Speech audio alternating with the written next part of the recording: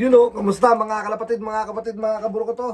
So ngayon is mag-check tayo ng ating mga Warriors, mga palaro natin itong darating na 2026. Yes sir! So, tignan lang natin kung ano yung mga naging katawan nila after nilang ma-lockdown dito sa cage. Simula nung November 20, nag-first salang tayo ng mga Warriors natin. So, 204. This bird is 10 overall sa Waldo Price dun sa Blue Bucket. Magandang ibon, malaki.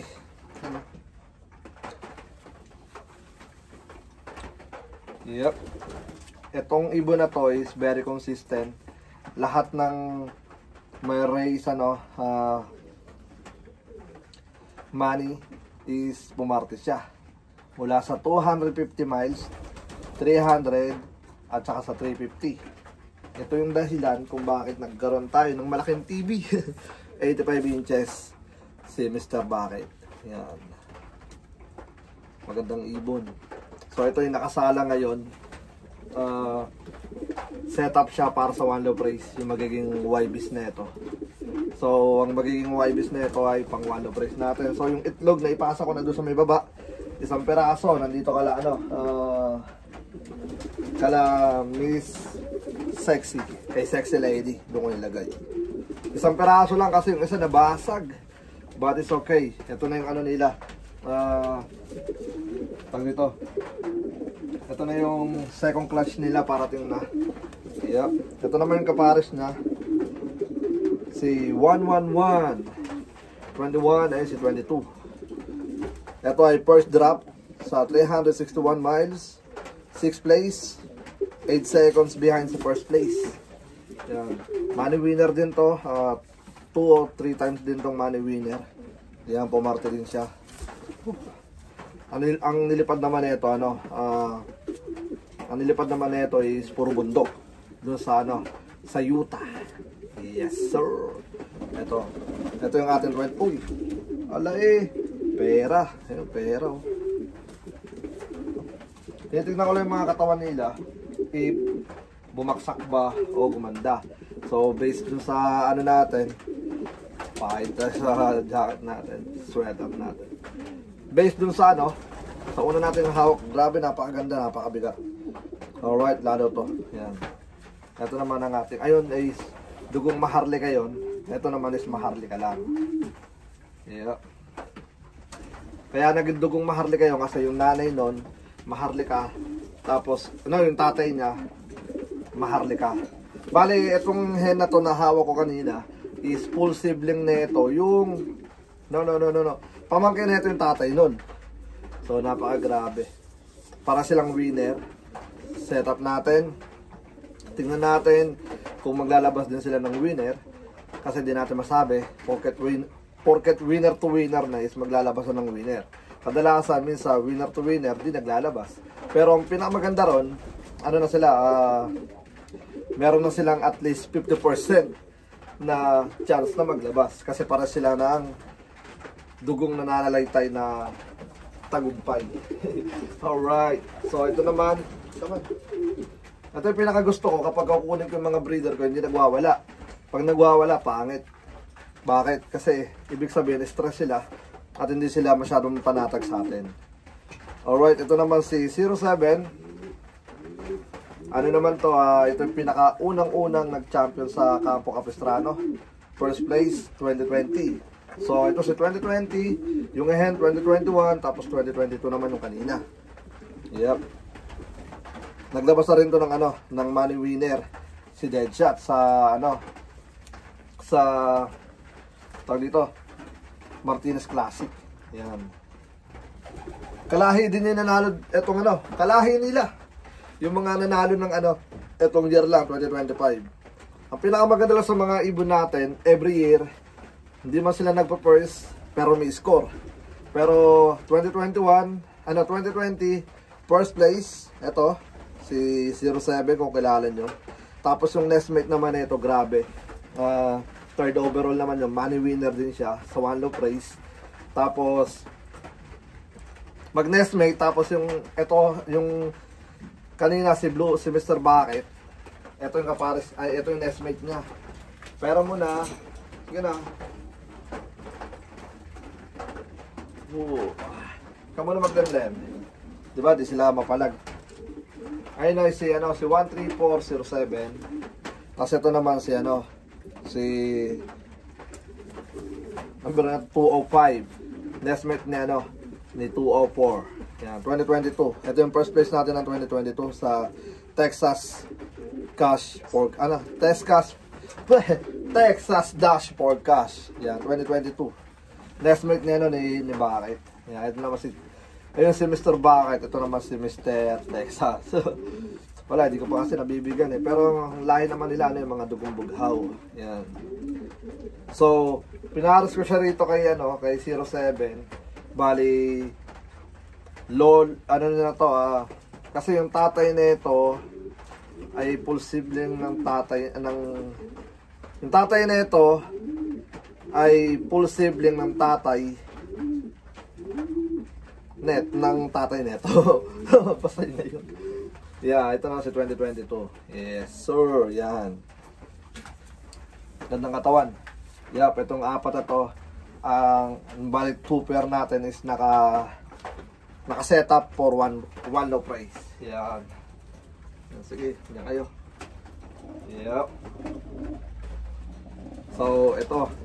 Ano natin yan? Mga pang one low price natin to. Tapos yung second row natin, ganun din. So, ito. Set up din. So, ito yung pinaka si 5009 ARPU 2019. So, ito yung pinaka OG. Yung pinaka naglabas ng ng dugong bughaw natin. Sayang yung pair nito is nadali na dedo na. So, hindi talaga natin expected na mangyayari kada minuto. So, nagkasakit yon hindi ko alam kung paano siya nagkasakit, pero nagkasakit siya. Kaya, tag dito, nawala na yung kapares na ito. Yung galing kay kay Noipi. Shoutout nga pala kay Noipi. Yan.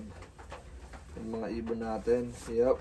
So, ngayon, pinaras ko dito si panganay. Pero, simula nung sinalang natin sila ng November 20, di sila naglabas ng itlog. So, tinanggal ko na si panganay. Bali, ang ipaparas ko naman dito is yung galing kay Louie Rodriguez. Nandun yung hen, kakatanggal ko lang din ng itlog. So, pinasa ko dun sa may sa may second row para sila na bahala mag-alaga. And then, ipaparas ko dito after siguro mga 2 days. Yan, papapahingayin ko lang muna siya. Then, tingnan natin kung ano magiging resulta. Yep. So, etong taon na to is dito, limited lang ipapadala natin sa naibon sa one low price. Yan. Kumbaga konti lang dahil may pag-iipunan tayo etong darating na taon, 2026, puro ipon. Yan, puro ipon lang. Yep. Save tayo ng pera para sa pangarap. Yep. So ito ay yun. Pang one low price din. Pero ito lang, itong apat na ipapadala natin. Yep. So, ito yung second row natin na na tag dito naka-setup din pang one low price. Ito naman si 241. Yan. Ito naman yung ating 2024 na nag first place sa club. And then balagbag kung tawagin. Tapos naglabas ng winner itong 2025. Grabe, pagkabalagbag talaga. Ibig sabihin ng balagbag, walang training, low fly lang. Tapos nire-race mo. Tapos maganda yung mga inuuwi. Ibig sabihin, ibang klase talaga yung utak ng ibon na yon. So itong ibon na to is full sibling ng tatay ng dalawan to. Ng blue bar natin. Si Mr. Bucket, tapos si Mr. Texas. Ayan. Full sibling niya yung tatay. Tapos yung hen na nestmate naman nito is napunta kay kay Obrio. Shoutout nga pala kay Michael Obrio. So, tingnan natin. Sana maglabas ng winner din sa kanya. Uy, dalawang mesa tayo na iputan. Pasok ko na nga to. Oh, sorry.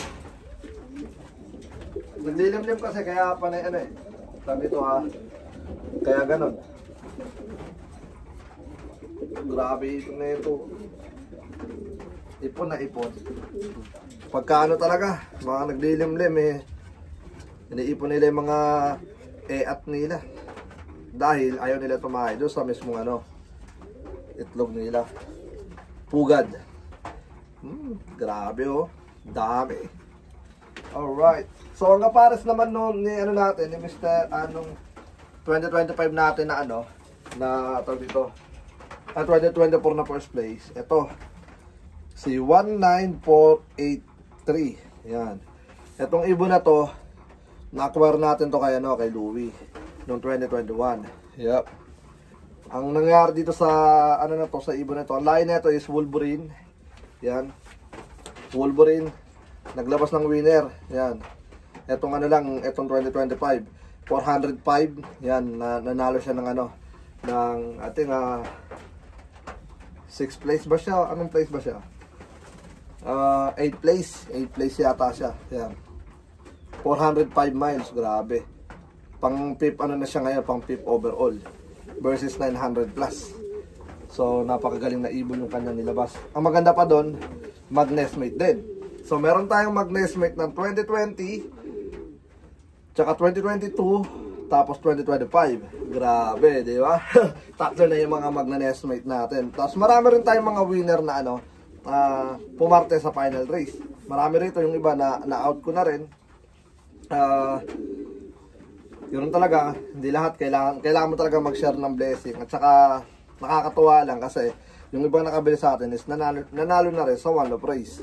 Yan. So, yan kasi yung target namin, makapagbigay ng bloodline ng Capistrano Classic.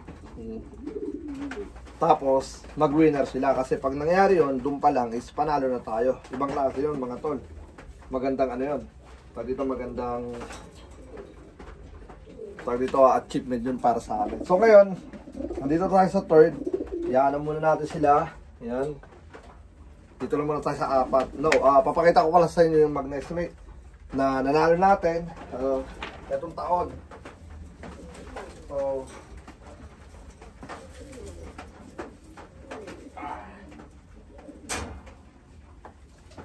ito ay nanalo sa one low price. Yeah. Blue bar, ngayon lang 2025, ring number 383. Blue bar white light pala, yan. So ito is anak nung nandito, si Wolverine, tapos yung dugong maharlika natin. Yan, nakalahi na rin ng mga to. Kasi, yung hen is pamangkin na ito. Lola nila to. Ang galing, no? Tapos yun, ang producer natin is pinaka-lolo. First generation na lolo nila. Basta yun na yun. Grandfather nila. Yup, ito yung cut. Yup. Tapos, ito yung nestmate naman ito.